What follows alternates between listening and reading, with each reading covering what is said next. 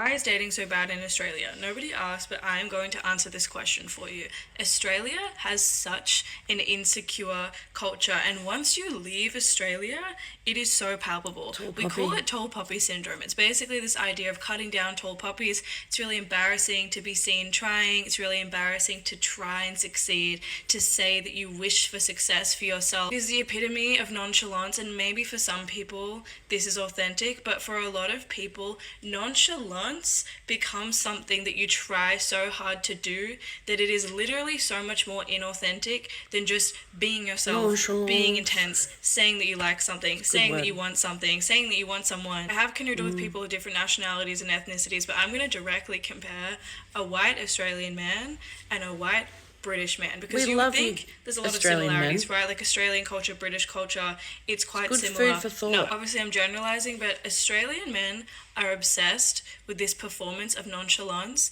and British men, which is the most like similar comparison I can make, are not obsessed with this performance of nonchalance. You date a British man, even if it's super casual, even if it's a one night stand, they will tell you you're beautiful. They'll tell you that you're so fucking fit. They'll tell you everything that they like about you, even if they don't want to see you again, because they understand that connecting with another person isn't a nonchalant thing. Don't get me wrong, See, I they're don't so think that's a silly, good so thing. goofy, so vulgar, and sometimes it's way too much, but they're not afraid to look you in the eyes and say that they like you and say that you're like beautiful. you. Make jokes about you being their future You're wife, and they're beautiful, not worried innit? about giving you the ick or scaring you away, because they know that it's obvious that You're it's a fit joke. and They you know know that it. it's obvious that they're just expressing fondness of you in a playful way. They're not worried about saying, I like you.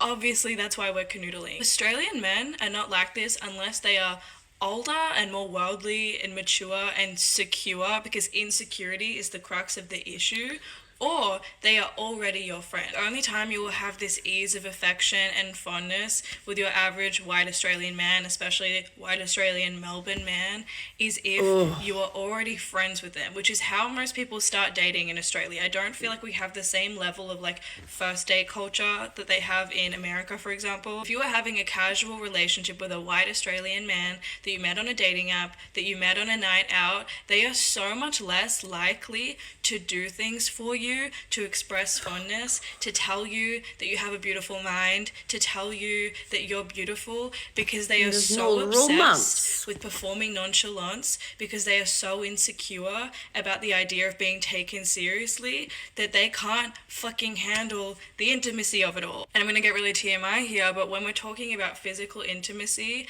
unless you're in a relationship and there's like established feelings, attachment, love,